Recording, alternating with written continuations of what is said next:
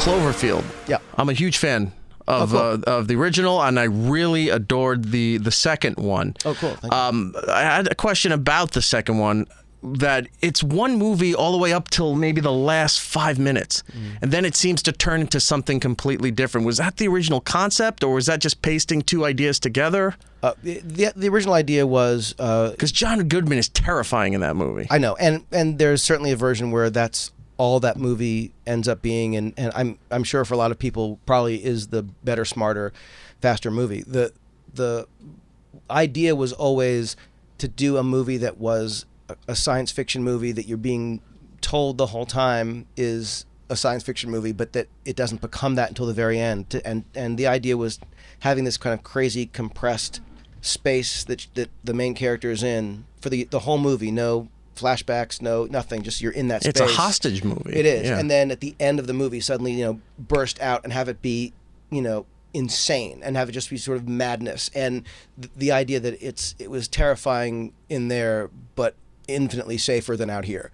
And that once she's out there, the idea that by the end of it, that whole experience that Michelle, the character, goes through in the movie is the thing that sort of galvanizes her to not run away anymore. And at the end of the movie, the idea that she's driving towards the problem, and that it's this crazy, terrifying, massive alien thing. It was this bizarre, meant to be a kind of origin story for this female character who has this ongoing story, but it starts off in the most unlikely way.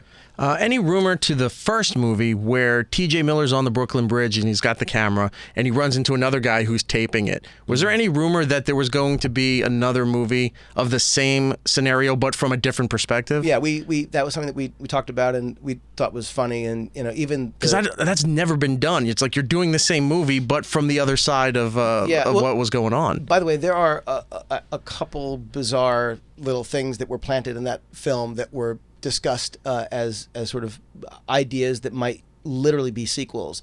The issue with doing a literal sequel to that movie, and we discussed that quite a bit, was the idea that beyond it just being a kind of repetitive thing, and doing something that feels like it's like a classic old-fashioned sequel, which is to say the same thing but different.